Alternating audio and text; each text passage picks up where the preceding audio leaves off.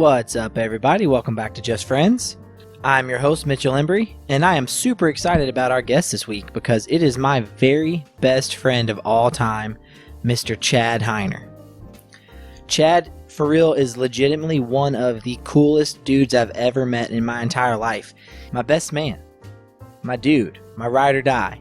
I have lots of friends, and I hope you get to meet all of them, but if there's one that I would have to say is my very best friend, Chad would be it. And I think this podcast kind of demonstrates why. He's a wonderful person, and he's kind, and he's funny, and I really enjoyed to get to have this conversation with him, so I hope you guys enjoyed as well. So I'm going to go ahead and stop talking, and I'm going to introduce to you my very best friend, Chad Hiner.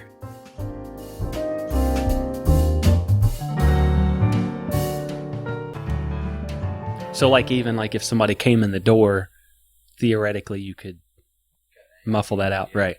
Quite a bit. Unless it was super loud, like somebody, storms in and kicks the door open. And as long as it happened, as long as we stopped talking for a second when it happened, I just cut that shit out completely. Oh, well, that's true, yeah. Yeah. So I had a conversation with Chris Berry where I started to talk about our friendship. And you listened to that episode, right? Yep.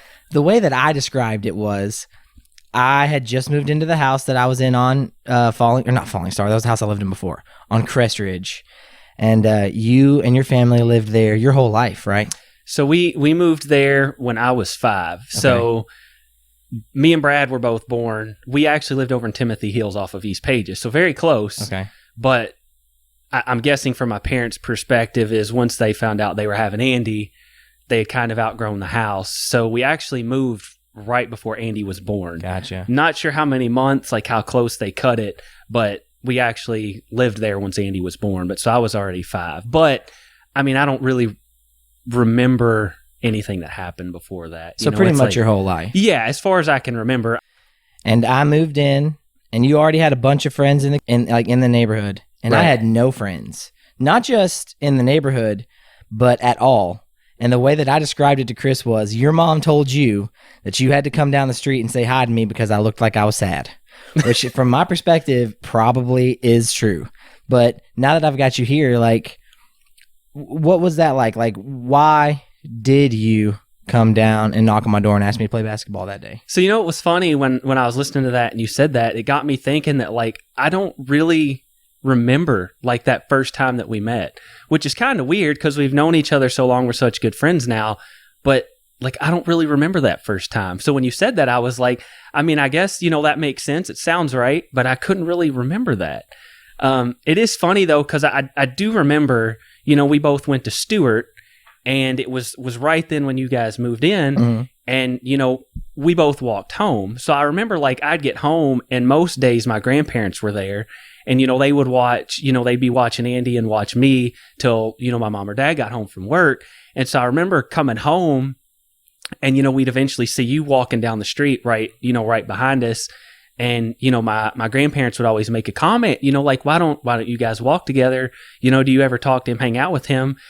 And, being who I was then, especially that young, my thing was just always we're not in the same class. Mm-hmm. And for me, it's kind of like what, I know Chris mentioned that it was probably awkward for me because of my personality. So I think that was part of it too. If we were in the same class, I think it would have been a lot easier for me to hey man, you live down the street, right? And that it kind of would have been an icebreaker other than just walking down to your door, knocking on your door. And you're probably who the heck's this guy? Even though I'm sure you knew that I lived there too, it was probably the same thing. But it's when you're making new friends and you're that young, it's always that first impression, and you care so much about what everybody else thinks about you. You don't really want to, necessarily be the one to initiate it. Breaking the ice is hard. Yeah, so it's hard, but so I really don't remember that, which is kind of disappointing because I feel like I should. No, and here's the reason why you don't remember it, and this is the reason why I do. You don't remember it because for you were walking down the street to ask if the new kid on the street wanted to play basketball. Not a fucking big deal. But for me, this kid wants to play basketball with me. Why? Why does he want to play basketball with me? Nobody. And you just were kind of hey, you want to hang out? And I was just yeah, I guess so. And then You just kind of did your thing, played basketball. You were really comfortable. And it became clear to me pretty quickly that, like, I'm not really getting on his nerves. Like, he doesn't have any problem with me being here right now. As long as I just let him do his thing and have a good time, it's going to be fine. You are the person who I think of as my first real friend. Before you, I always let my friends pick me, and I often would end up friends with people I didn't particularly like so much. They made me uncomfortable, or Right. I feel like I had to change myself to be around them. And then I met you, and then I could be me, totally obnoxious. And you were just like, okay, cool, whatever. Let's play video games. Let's hang out. Like I could tell that you liked hanging out with me. I liked hanging out with you. First time I'd really had that kind of experience in like a genuine way, and it was really cool for me, and it was interesting. What do you remember about that time mostly? This was definitely middle school. Yeah. I guess back then, when I think back that far ago, like almost everything that comes to my mind, sports, because that's really all I did until, the very tail end of high school. And I started thinking about, like, I'm obviously not good enough to be a professional baseball player. Probably could have played in college, at least, a smaller college, Division II, something like that. But before that, that's all I did all the time. So that's, how you mentioned basketball. I always wanted to be outside playing and things like that. So it's hard to remember specific things with like friends, but I do remember the one time that I think it was after Corey Tackett had moved to the corner of our street. Yeah. But so he lived down the street, and I specifically remember, and it's a lot of the guys that you were still friends with after going to PRP, and, I kind of lost touch with a lot of them after Stewart. But so obviously TJ, I think Dave may have been there, and, Brad Vance, Joey Beatrice, and now Nick Reynolds, all the guys like that I remember had came over at one point, and it had snowed, and we had that giant snowball fight. And I don't remember how in the world it happened, but I think you and my brother Brad ended up in our yard building like a huge like wall. Oh, yes, we did. Like a defensive wall. And everyone else ended up in Corey Tackett's yard making, like 500 snowballs. We loaded up sleds, and we basically came down and just bombarded you guys. And I specifically remember that because at some point, I guess we actually started wrestling in some fashion. And I remember, I think it was you that, like, you lost your glasses. And then everything just kind of came to a halt because it was like, all right, hold on. We don't want to, step on or fall on and break his glasses, things like that. Leave it to me to ruin the fun. Yeah. But there's a lot of things like that. I remember that one stands out probably just because so many people were there. And I mean, there were a lot of other times where, you'd spend the night or we'd just play video games for countless hours just because the sun went down and our parents made us be either in your house or my house. We just couldn't be outside anymore. And, Brad and Andy were both at home, and we just play video games for hours. That's what you do when you're a kid. You don't want to sleep.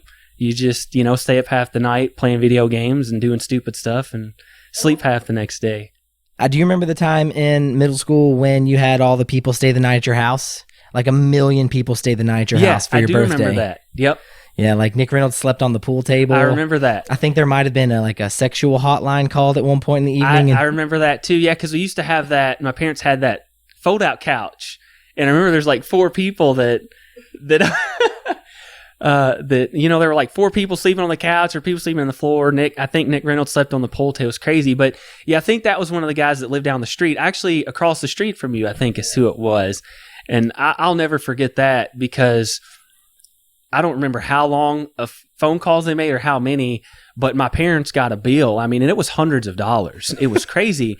And I know my dad got so mad about it because basically, my dad called them and was like, what is going on here? And they had proof that we called them. We couldn't, deny that the call was made. And so we were all ratting out who it was because we didn't want to get in trouble. And so basically my dad called him back and was like, look, y'all need to waive this fee. And they're like, we're not going to do it. Y'all called. You have to pay the bill. And my dad's like, well, who do I need to talk to get y'all in trouble for, staying on the phone with the minor? Yeah. So it escalated real fast. Your dad took it there. And I don't fully remember the exact conclusion of that, but I do remember that my dad, asked... I think it was Aaron Sterling. I remember my dad talked to his parents about it and was, asked them if they'd pay the bill or at least help pay the bill because he's the one who did it. And I don't remember if that was before or after my dad kind of called back and really laid it on him. I don't know, if my parents ended up getting it dropped or what ended up happening there. But I remember my dad was livid, and we were all quickly to throw him under the bus because it was like, we didn't initiate this. It was totally him. It was one of those things where, they used to have those stupid commercials on TV, and we saw it. We're young and dumb kids, and for whatever reason, he thought it was a good idea, and it was like 2 a.m, and here we go. So gutsy move. Hey, power move on his part, honestly. Oh, gosh. But middle school, I was still so awkward and still had such a hard time making friends. Like, even in all those groups of people, I felt pretty confident. The only one of them that actually liked me was you. And then all the other ones were just putting up with me being there because, I was your friend. Right. That was my perspective on it. That might not have been the case. It's funny that you say that. And, I can't remember how I felt at the time. But looking back, I kind of feel like that was me with some of my friends I had then. Like I mentioned, I played sports. Like, that's what I did, especially baseball, all the time. And so naturally, if you're playing baseball, 3/4 of the year, every year, and it's the same guys you're playing with all the time, that's just who I hung out with. And I got used to hanging out with them because, we played travel ball. So when we traveled, we had to hang out with them. We practiced all the time, even sometimes in the winter. So, just naturally, that's who I hung out with. But sometimes I kind of felt like the outlier. So many of them were already outgoing, even in middle school. And that just wasn't me. And it still really isn't to a certain extent. So it's interesting. You felt that way around me. But that's kind of how I felt around a lot of the friends I had at the time other than you. So I think maybe that's what it was, is that even though, you weren't necessarily into sports like I was and a lot of the other people we hung out with, I think we had more in common, outside of sports when we were just hanging out at home. Yeah, a little bit nerdy. Mm-hmm, exactly. Yeah, kind of. Honestly, in my case, a lot of bit nerdy. Right. Really. But honestly, I know that video games are a funny thing. To me, video games are nerdy, but I think it's kind of became like a pop culture thing where certain video games are nerdy. But if you play the latest Call of Duty, that's not nerdy, that's cool. Or the new thing now is I can't even think of the name of it. Fortnite, that's the one. PUBG and all those guys. So if you play one of those, it's not really frowned upon. And I think even Minecraft took off after a while, but initially Minecraft, if you played that, people were like, oh my God, this guy's a huge nerd. Of course, World of Warcraft was the first big, you're a hardcore nerd, because that was the first game where people really got they wouldn't sleep, they wouldn't go to school. They would play it for 3 days straight without going to sleep or doing anything else. So that was kind of interesting, but I think really in a sense, all of us were kind of nerdy at that point because we all played video games. It was just a matter of which ones we were playing. Yeah, that dynamic has changed a lot. All kids are playing video games, and one of the coolest kids in my classes at school is an esports commentator. So yeah, you played a lot of video games. I played a lot of video games with you. I never played Quake. I didn't get into that one so much. You really liked Counter-Strike. I love that game. Yeah, Quake's an interesting you bring up. I think the first time that I played that, so John Paul, and if I'm thinking about oldest friends, I've known John Paul almost since the day I was born. He, when Brad and him started playing T-ball, machine pitch and all that, they kind of, it was almost like he was like a cousin to me, And I think Quake is the first time, I think the first time I played Quake was with him, and we used to have a lot of fun. His dad would actually play with us. So me and Brad would go over to his house, and we just set up in his bedroom or their living room, and we'd end up playing, because at the time you had to play one screen, you got the four corners, and we would somehow divvy up 2-on-2 and play Quake. And so I think that's when I really got into first-person shooters. But Counter-Strike was awesome. That was my first foot in the door with computers. And I was like, man, this is awesome. I played it all the time and got really good at it. So then it was just, naturally, if you get good at something, you're going to like playing it. And it was awesome. You just brought up something that I've never really thought about, and it is the role that video games have played in our friendship. And I want to talk about that in a minute. But we just talked about all kinds of cool and fun stuff that we did in middle school. And I can think of a bunch of other things that happened in middle school. Your brother gave me 2 black eyes in the same, you're young. How old was Andy at this time? Probably 9. Gosh. Yeah. Cause I mean, even if we were, in 8th grade, I think you're 13. Yeah. So he would have been 8. That's even so, worse. I mean, he was super 8 or 9. Yeah. So and at super 13, young. I was 13. He was 8, and he gave me 2 black eyes in the same week. One time we were playing wall ball with these little dimple balls, and like I totally like fumbled the ball, so I'm running to the wall to try to touch it, and he just goes ape, throws the ball 1,000 miles an hour with his tiny little 8-year-old arms. But he could do that. He could launch it, and it ricocheted right off that wall like an inch from my head, and then bounced right off and hit me in the eyeball, like big black eye. I'm actually really surprised. So, that didn't happen more, because we did that all the time. And I still don't know where we got these, but it was like those machine pitch balls, those hard rubber dimple balls. But I can't believe stuff like that didn't happen more. But you're right. Like when Andy was young, everything he did was aggressive. I mean, it didn't matter what it was. It was like he was 100,000% into everything for no reason. He had to be. And that's true, he had too. 2 big brothers who would fuck him up if he didn't. Yeah, and I think Brad started a lot of that. I'm not saying I didn't pick on Andy, but what was funny with Brad is Brad was one of those guys that, like, he matured really fast as a kid. So he got big for his age really quick, started growing a beard, obviously, because he can still grow a ridiculous beard. Good looking beard. But, me and Andy were kind of, more average as far as like the pace we were growing. So, Brad being 8 years older than Andy and, kind of growing fast for his age, I mean, Brad could just rough Andy up if he wanted to. So, he picked on Andy all the time. And of course, Andy's more than made up for that now. Paying him back. Good for you, Andy. But yeah, so that's probably a big part of it, as Andy had to be overly aggressive to kind of hold his own with us. And I had, other people we knew, like Corey Tackett and all them, they'd come over and sometimes mess with Andy too. I mean, it's when you're a kid, it's fun to mess with, younger brothers, younger siblings. It's just they can't really do anything back, so it's fun to mess with them. So he just always had that with us, being the baby in the family.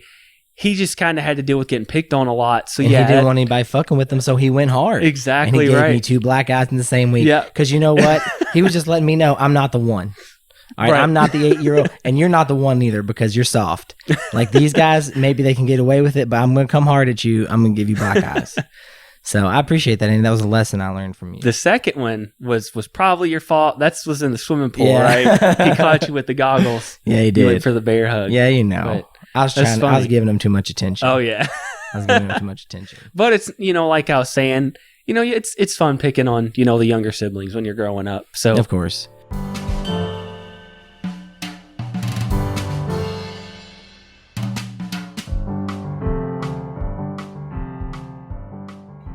Hey guys, we'll get back to the show in just a second. If you haven't noticed, I've kind of gotten to this habit of making ads for people who I know who have small businesses. And so today I want to talk to you about another friend of mine who has a little small side hustle. She's a teacher like me, and I've known her for a very long time. Her name is Miss Lindsay Cahill. Lindsay's pretty much been an artist since I've known her. She painted a bunch of stuff that's hanging in PRP High School. I used to see it all the time when I was working there. And turns out she actually has her own side business where she sells art. She does a lot of cool stuff. Her Instagram page is called Lens Full Art. It's LINDSFULART. And you can see all kinds of stuff that she has for sale on there. She has necklaces and earrings. She has full-on paintings, and they're cool. They're like themed. They've got derby themes, and they've got holiday themes, Louisville themes. There's animals. It's all kinds of colors, all kinds of fun. It's exactly like Lindsay. Bright, eclectic. It's really cool stuff. So that's Lens Full Art, LINDSFULART. If you want to check out all the stuff that she's got going on Instagram. And you should also check out her Facebook page at facebook.com/Lens Cahill Art, LINDSCAHILLART. If you want to see some of the other cool stuff she's got going on, and if you want to reach out to her, I think she's probably available at both places. So if you're looking for an awesome gift for mom or sister and you want to get some custom jewelry that you couldn't get anywhere else, check out her Instagram page, check out her Facebook. If you're looking for a cool door hanger or anything like that, these are perfect gifts. It's the kind of stuff you'd see at St. James Art Fair. So go check out her Instagram page at Linsful Art and her Facebook page at Lins Cahill Art. So that's LINDSFULART for her Instagram page. That's LINDSCAHILLART for her Facebook page. Check out all of her cool stuff. She's got pictures, she's got videos, she's got jewelry, she's got all kinds of cool arts and crafts. Go check those things out and show her some love. All right, let's get back to the show.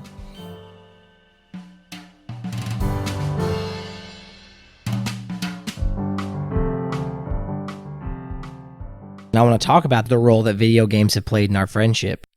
What was the video game that we played? There were a lot. I know the two I distinctively remember. One of them was the Gauntlet Legends game. So you basically, like, we would take turns rolling there were like 5 or 6 different characters you could pick, and we'd each get all of them to, the max level, like alternate taking turns. And it was a cool game. 4 people could play it. You were on the same team. It was a fun game. And then the other one I remember is the 1007 game. GoldenEye. Yeah, whichever one it was. I think it was GoldenEye. Yeah. And we could play that forever. You could turn on all the bots where it's like 2 on 10, and you could just sit there and play forever. Those were the two we played the most when we were younger. And then when we got older, we played a shit ton of Call of Duty. Black Ops, man. The original Black Ops. Yes. It was the best one. Freaking domination with the noob tube, man. Do you have Call of Duty Mobile? I don't.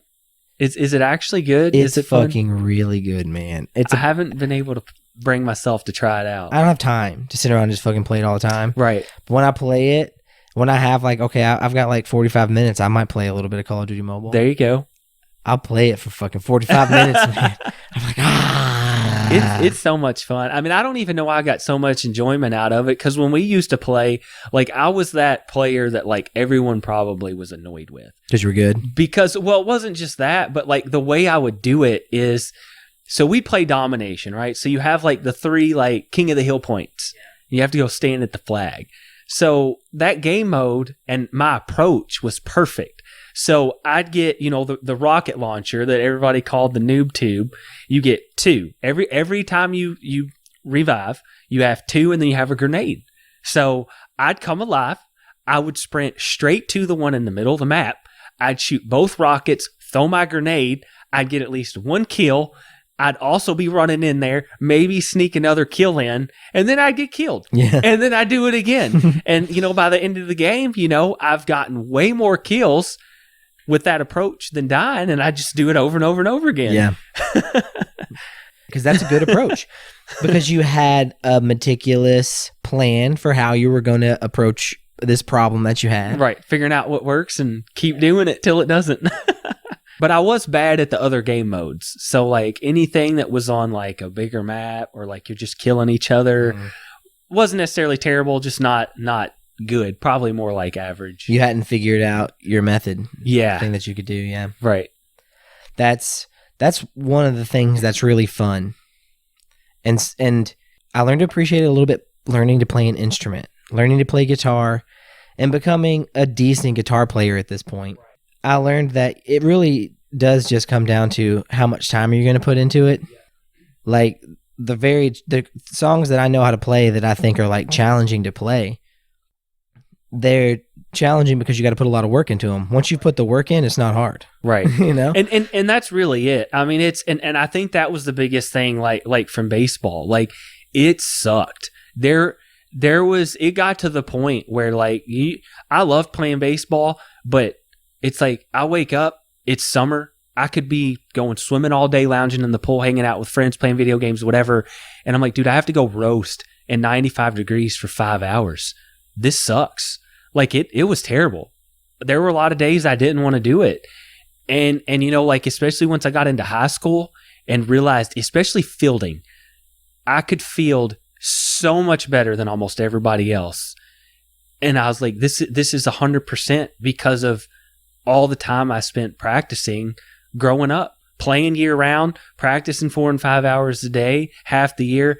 I mean, it makes a difference. And that is what separates you at being great at something that other people aren't. You put in the time and just deal with the fact that, this is going to suck for a while until I actually get good at it. And that's when a lot of people quit at something.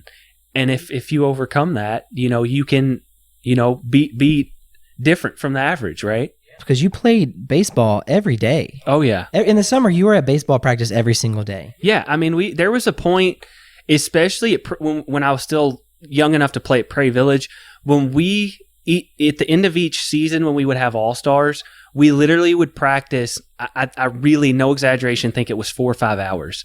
Because I remember my parents had the most difficult time. Like, there weren't lights at Prairie Village then. So, like, when we're practicing, it has to be daylight. And, I mean, it stays daylight, till 9 or 9:30 in the summer.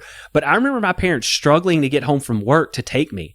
So, I mean, we were starting at 4:30, 5 o'clock, and we would practice until it was too dark to practice.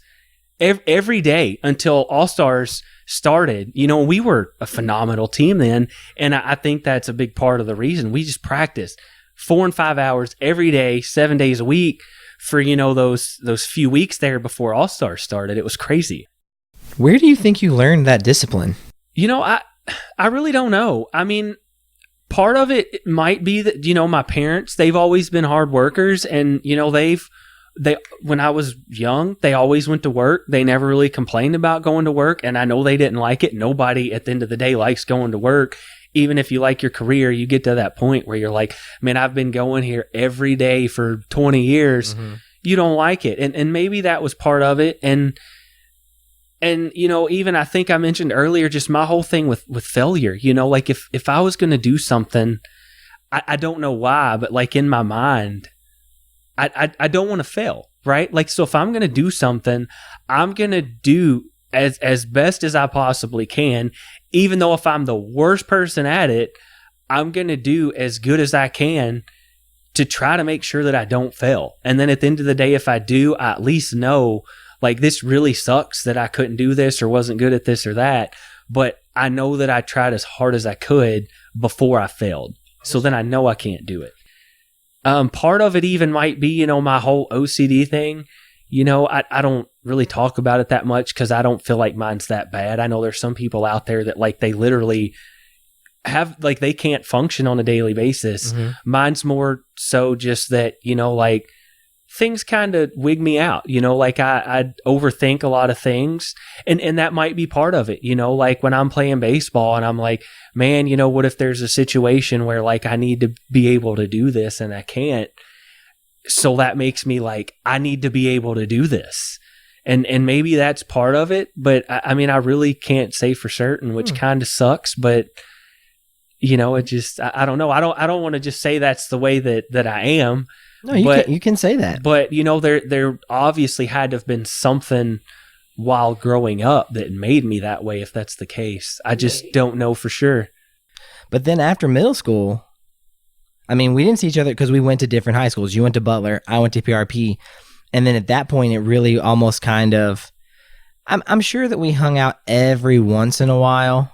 But really, when I think about that time, those 4 years of my life, you're not in there very much. Yeah, so I was actually thinking about that, earlier when you were talking about how it was convenient for us to be friends living down the street. And, I do feel like there was kind of a gap there through high school. So it's interesting to think about, like, we both ended up going to speed school. I know you didn't finish it, that just isn't what you wanted to do. But sometimes I wonder, like, if Mitch didn't go to speed school and we kind of reconnected at that point, would we be as good of friends as we are now? And it's hard to say because I lost a whole lot of people that I was friends with, and not that, it was anything happened, like we were talking about Corey Tackett, Brad Vance, Joe Beatrice, all those guys, not that anything happened, but, they went to a different high school too. And we kind of lost our connection. And then, we went to different colleges. And after that, there just was we never reconnected. And I guess, it just kind of fell off the deep end there. So yeah, so that's why we got to try to get those guys to listen to the podcast so they can reach back out to you and just like holler at you and let you know what's been going on in their lives. That's part of what I want this to be. Right. Yeah, exactly. And it's interesting thinking, because I know there's social media, so, I can still kind of check in on, see how things are going with them. But social media just kind of shows, it's curated. Yeah, like you only show people what you want them to see. Exactly. So you don't really know what's going on in people's lives. Like I can see if they got married, if they had kids, things like that. But other than that, I mean, I don't really know where they work or what they do. Even in college, I don't necessarily know what their degrees were in, a lot of things like that. So it's just interesting to think about, like for us, if, like if we didn't reconnect at that point, would we still be as good of friends as we are? I think we'd still be friends, but maybe we wouldn't hang out as much as we would. And then of course I wouldn't have met all the people I've met now because of you. So it's interesting to think about. It is, I feel that way kind of about just there's people who I've reached out to recently, just because I'm trying to talk to them about everything I'm doing here. Whom I think of fondly and I remember as being my friend, and I liked that person, and I'm hoping that person is in a similar place as me and is trying to, grow and learn and to be a better person. And it'd be nice to have the opportunity to reach back out to them and just, reconnect. But during high school, one time you did that. Do you remember this specific instance where you reached back out to me completely unexpectedly? We probably had not talked maybe in a year, maybe 2 years. And you just hollered at me one day and was like, hey, dude, I've got tickets to go to this concert. Oh, that's right. Do you want to go with me to this concert? And it's a testament to how much I like you and just how cool of a motherfucker I think that you are in general. For real. I'm being serious. Mm. So I was just like, I'm going to go hang out with Chad. And I'm going to show him how I've changed. And I'm sure I was obnoxious as shit. I must have been. But was that during high school or was it after high school? It had to have been after. I think it may have been right after. Like, it may have actually even been like before we started college. I can't remember exactly when it was. I remember the concert and who we went to see, but I don't remember exactly. It may have been... What was interesting about that is it wasn't even something that like I really normally do. That's one of... I don't know if it's the first concert I ever went to, but I think it's the first one that I actually chose to buy tickets and go to. Right. Wait, so who do we see? So I know Three Doors Down was the headliner, and I know Safety Suit was the main reason I wanted to go. They opened up, and what was unfortunate, that first album they released was amazing. I could listen to it start to finish. I still do sometimes. It's so good. It's one of my favorite albums. So it was unfortunate how new they were, but I love that album so much. When I knew they were coming to Louisville, I was like, I've got to go to this concert. I don't even care who else is in it. It ended up being an awesome concert all around. I think the other Hoobastank, and then I think Seether was there. And Seether really blew my mind because, they're a little more rockish than I normally like, but I enjoy them. Haven't really listened to them much lately, but they were interesting just because I remember their singer, like they'd sing a song. He had the long hair, so you couldn't really see his face, and he'd just be like, thank you, after the song was over, and go straight into the next one. Never said anything. And, I was, like I said, it was kind of my first concert I remember going to, but I just kind of envisioned, like the guys talking a little more. And I think the Three Doors Down guy ended up doing that a lot. He even ended up playing drums on one of the songs, cool things like that. But I remember that about Seether was like, man, these guys just show up and do it, and it's awesome. And then they leave. That's it. Nothing else to say about it. I just remember being really surprised that you reached out to me and just thinking it really is a testament to just how good of a friend this guy is. I think that's part of the reason why I was so excited to go to speed school. We made that decision independently to go to that college. That's what was really funny. And the other funny thing too was, they had that orientation, and there were several days. Yeah. I don't remember how many different days you could choose, but it was at least 3. And somehow we ended up at the same one. Oh, yeah. It was really interesting. In the same group. We were in the same one in the same group. It was really funny. And, you mentioned Counter-Strike earlier. I remember that night they had that LAN party. Now, you're talking about nerdy, like you can't get worse than that. But what was funny is, they said that, and I was like, man, I don't know if I want to go in there. Like, I was good at Counter-Strike, but these guys are going to blow me away. And I remember going in there and playing, and I was just dominating all of them. And, you know, it's not even like I'm not trying to brag on myself. I was so surprised. I was like, how's this happening? These guys are probably smarter than me. They're going to speed school. And I always felt like, you know, going to Butler, I didn't have a great ACT score, and not a knock on Butler, but just that, you know, it's not like manual, and like you guys at PRP had the advanced program. I felt like I was going to be behind, and I still feel like I was a little less prepared for speed school, but I just envision, you know, like the nerdy guys like us, when we got in there, that like there'd be a lot of competition and Counter-Strike. I was really surprised by that. But that makes me think something. You learned that in order to get good at something, you had to put in the hours. And you were going to start off bad. And that's okay. You start off bad. But then you put in the hours, and then you get good. Right. And the only way you get good is to put in the time. And also, another thing that you had to have learned in order to get good at baseball is there are going to be things that you suck at. Embrace those things that you suck at so you can get better at those things. You were able to apply that to baseball. You were able to apply that to Counter-Strike. You were able to apply that to college. And you were very, very hard worker in college. I'll remember that about you very specifically. You busted your ass all the time. Oh, yeah. I couldn't do that. That's why I failed at it. I didn't have the discipline. I hadn't learned that discipline through sports like you did. And so I didn't know how the fuck to do that. I wish you could have told me, man. I would have loved it. Well, the thing for me is it's really weird trying to think about like what motivated me then. And, you know, I think one of the biggest things, I'm sure everyone knows, like I hate when I try to do something, I hate not being able to do it. And, you know, I did decide pretty early in high school that I wanted to do computer engineering. I was always good at math. Like when I was in school, I mean, I wasn't a bad reader, but I wasn't great with grammar. I knew that, you know, anything that had anything to do with reading and writing was totally out the window. I was so good with math.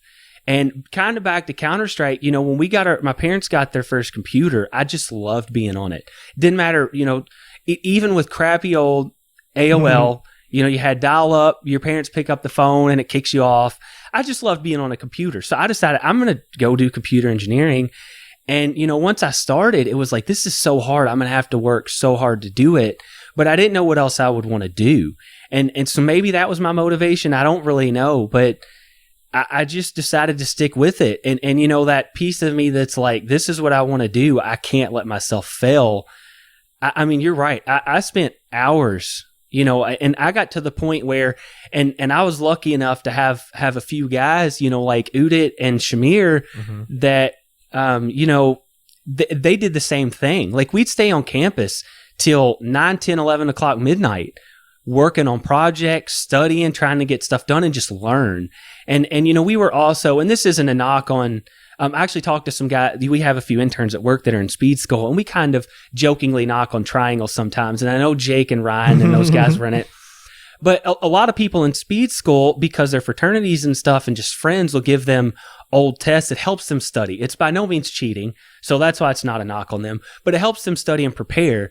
But, you know, I was always kind of like... They know what they need to know. They know what they need to know. But for me, it was like, I kind of want to do this on my own. I want to make sure that I know this. Like, I don't want to pass this class and not know what, you know, I needed to learn from it. So we didn't really do that. So as opposed to, you know, maybe like having some old tests, old homework to study on our own, we'd stay on campus forever and kind of figure it out together on our own. And that way we would know that we knew the material we needed to know to get through everything, and it ended up working out. That's awesome, dude. You're a fucking awesome person. I reached out to Udit. I need to reach out to Nahit too. And I reached out to Shamir. I sent him links to the podcast. I want him to be able to listen to this. Yeah, and they're kind of, I feel bad that I kind of felt, so it's like we were talking about with high school, you know, going from middle school to high school, you lose a lot of friends just because you don't see them all the time. You get busy with other stuff or hanging out with other people. So that kind of happened after college. You know, I met Samantha, started hanging out with her. And then, of course, through you, I met a lot of other friends. So after, you know, we quit going, I had to go to speed school every day and quit. There wasn't a reason for me to see these guys, you know, and I know Udit and Nahit, they moved for jobs. And I did still see and talk to Shamir for a while, but, they kind of fell off too. And I kind of feel bad about it. But, just like we were talking, you're going through life and things just come up. And one day you haven't talked to somebody. You got married. You had a baby. You became an adult. You started a career. Like, all of these things are happening in everybody's life. Right. And I know for me, maybe it's a personality thing, or maybe we all feel this way. But I do feel bad, like, that we don't hang out as much as we used to. And I'm sure we all feel that to a certain extent, but it's just, there's just always so much going on. Yeah. And I know, like, Jake has 2 kids now. I'm struggling with the one. I mean, I don't know how he ever finds time to do anything. He travels for work. It blows my mind. I don't fucking know how either of y'all do. I don't have any. And I still think, children? What do you mean? What? I'm trying to get my own shit together, please. Yep. Thank you. Bye. Yep. I don't need to have to be good because there's a risk of fucking up somebody else. No, thank you. Right. But at the same time, like, when I watch my friends do it, I feel like such immense pride that I'm just friends with these people, that these people who are capable of doing this. And everybody feels exactly the way that you feel. So you don't need to feel bad about it in terms of, like, guilt. But I can totally understand just feeling sad about it, because you know that it's good and you'd like to be able to do it more. So hopefully we'll be able to consciously make the decision to do it as much as we can. Right. I mean, for me, you and Casey, it's a little easier because, we see each other every Sunday at church. But that aside, I mean, months, a year could go by and we haven't seen and hung out with each other. And it's crazy to think that. And, like, if we can go a whole year, it might end up being 2 years. And it's like, man, we might, 20 years from now, if we don't put the effort in, we won't even be friends anymore. So I'm going to keep having cookouts like that. And I'm going to make it a priority to continue to create opportunities for the people whom I love to spend time with each other and to get to spend time with them. Like, that's important to me. So, right. So I'm going to make that a priority.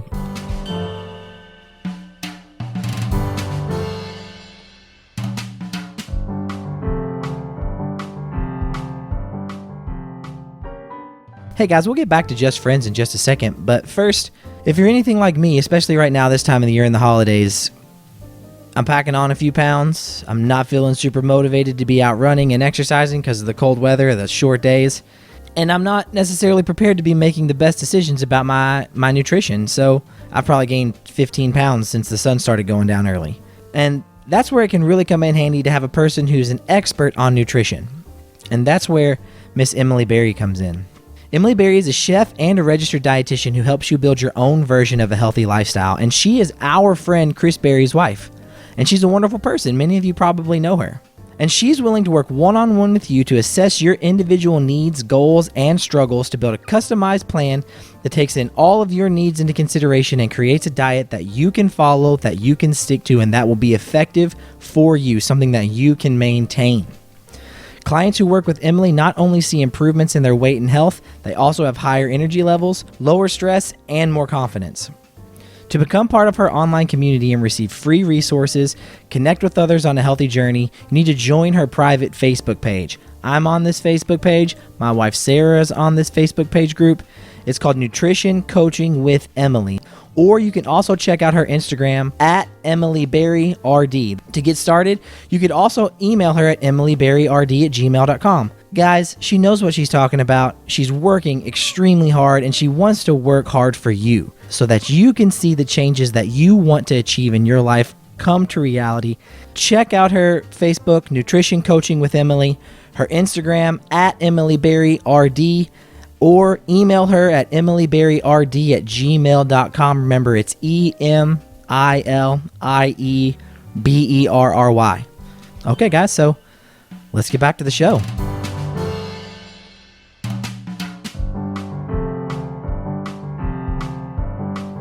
Yeah, so then you're right. We really kind of, I don't know if we would have been friends if we hadn't started hanging out again in college.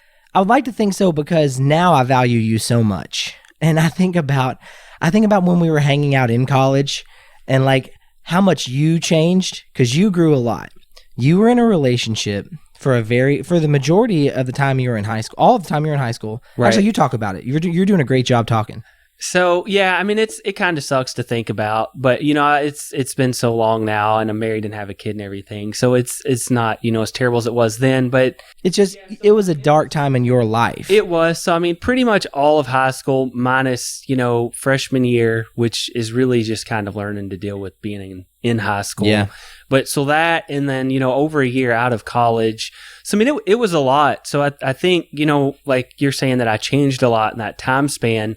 I think it's mostly because, like your high school's really some prime years in your growth, as like that's when you very first start becoming an adult, right? So you start learning a lot of things and you start learning to be independent is really what it is. And, at the time I probably missed a lot of that because of being in a relationship. I always had that other person there. And so it wasn't just me, it wasn't me learning to become an adult on my own and learning how to take care of myself and do things as an adult should be able to. So I think that growth was probably that's when it happened for me was, those, 2 to 3, 4 years into college is I think when that happened for me. And I don't know when it normally happens for people. I assume it's different. Some people it probably happens in high school, especially if they have a rough life at home and they kind of have to be. And for other people, it might be similar to me. I mean, I know there's a lot of people that have the whole, high school sweetheart thing that doesn't work out. And then, you at a later point in life have to, learn how to be an adult on your own and things like that. So I think that was probably a big part of it. So you feel like that relationship held you back? Not necessarily. Maybe in a certain sense, but it did help me learn what I wanted out of a partner in life. So in some senses, I do think that it did hold me back in the sense that I didn't necessarily learn who I was individually as a person and grow into an individual adult and how to be an adult on my own. But I do think it taught me a lot of things that were helpful after and are even helpful now. And that's a big one is just, what I wanted in a relationship, the type of person I wanted to be with, how I needed to treat the person I was with, how I wanted the person I was with to treat me, a lot of things like that. So I think it was kind of a 50-50. There were a lot of things I probably did miss out on. I probably could have developed friendships like ours earlier because I know a lot of your guys' friendships, they started in high school and that's when they really grew. For me, it was kind of mostly afterwards. But I did learn a lot about being in a relationship. So it was, I think, kind of a 50-50. There were some things I feel like I did miss out on, but other things I feel like I had an edge on, that other people might not have. I can relate to that a lot about learning what you want out of a relationship. I'm just going to take a step out on a limb because I don't know a whole lot about it, honestly, because I wasn't really around during that time. Wasn't a super healthy relationship, I guess.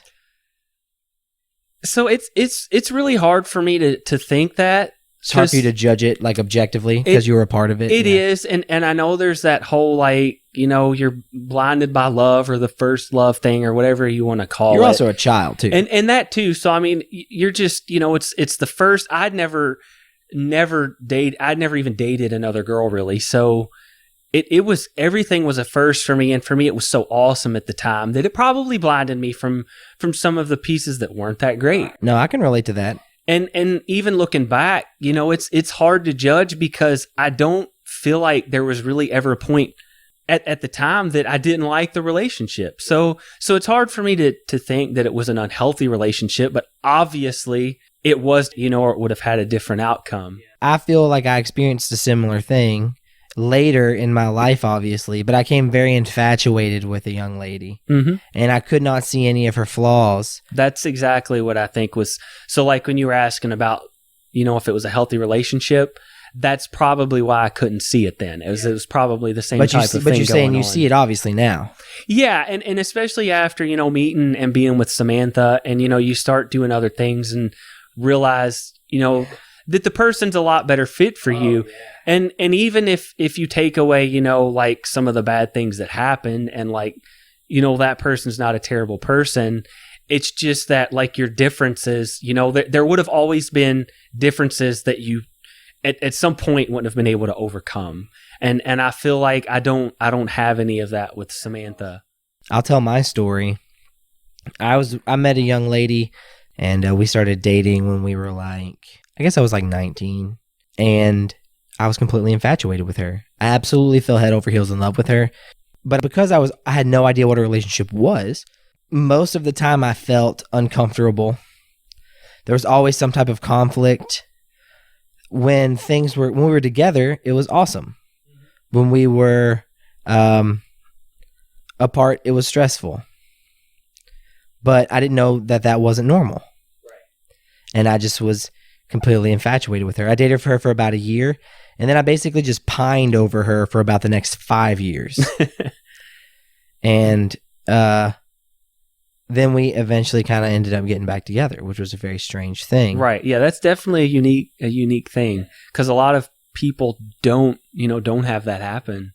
And, you know, I know that happened with Casey and Haley. Yeah. And it's all really awesome that it worked out for them, but it is definitely a unique thing. I mean, typically when, you know, especially if it doesn't end well the first time, it's just so unlikely, you know, that happens. I told myself this too. I told myself I fell in love with a story of this person and who they were. And that's not exactly true to who they were. But even when I was telling myself that truth and that wisdom, I didn't believe it. And then I started dating her again. And by then, things had changed for her a lot, and not in a positive way. And I started to really be able to see the truth. Because also I wasn't ready to be a good partner. But then after some introspection, one thing I really learned was exactly what you were saying earlier. What I want out of a partner, how I want to be treated, what my values are, and how I communicate. Right. How I need to be communicated to in order for things to work. And I don't think I'm an easy person to be in a relationship with. I feel so sorry for... Thank goodness Sarah is just the most amazing fucking person in the whole universe. And capable of being patient with an infantile baby child man. I'm just really, really grateful that she is the type of person that she is. Mm-hmm. But at the same time, that's part of the reason why I married her. Because I knew she could handle me. Right. And also, she just makes me better. Right. Because last year, dude, she was in South America during this month. Oh, yes. This one she took like the 2 or 3 week hike. Yeah, she was gone for 21 days. That's how badass. It was. That's how fucking badass my wife is. First of all, that's wild. Shouldn't do that either. You don't think so? I don't think so. I think you might be a little bit too far removed from it to understand what it is. Maybe that's it. It is. It just seems like a lot. It will be a challenge. The one that she did in South America, for me, feels much more doable than the one she did in Europe. Right. The one she did in South America, chilly but not frigid, very windy, beautiful. Elevation change, some. Walking uphill sucks. Right. Walking up steep hill sucks. But you can do it. Anybody can do it. Right. You make the decision, I'm going to do it, and then you don't stop and it gets done. You know, it sucks. But a lot of it's on raised wooden walkways because they don't want to disrupt the ecosystem, because it's fucking beautiful, man. It's fucking beautiful. Right. And I would really like the chance to do it. And now that I've seen her do it, she's kind of inspiring me to want to do it. And also, I know she wants to take these long trips. Mm-hmm. And so if she's going to be gone, I fucking want to be with her. Yeah. Like, I mean, yeah, I could definitely see, like for me, it would probably be enjoyable to go do it. Maybe, you know, for a couple of days. I think that I would get sore. And I'm kind of a wimp. So I think once I got that point of like, dude, we just hiked 10 miles yesterday. I feel like I can't even like stand up. I think that would probably be it for me. It would definitely be awesome to see. All the sights would be awesome. I think you'd be so invigorated by what you were seeing. And maybe that's what it is. You know, maybe you overcome it. Right. You don't care that it fucking hurts because you're like, I want to. When we wrap this up, I've got some pictures of on my wall in there of places my wife has stood and looked at with her eyes. It just blows your mind. And it's beautiful. Yeah, that's true. I guess it might be, like when, we were talking about playing video games all night as a kid. You get tired, but you don't care. You just want to keep playing video games. Yeah. So maybe it's the same type of thing, just, in an adult mind, it's, you love seeing, the beautiful things in the world. All right, man, well, it's getting kind of late, and I know you kind of got to get out of here. So I really appreciate you coming over and doing this. Yeah, no problem at all, man. It was a lot of fun. I hope that we get to do this again in the future. Yeah, for sure. All right, brother. Well, thank you so much for doing this. No problem. It was super fun. Yep, for sure. All right, bye, man. Bye.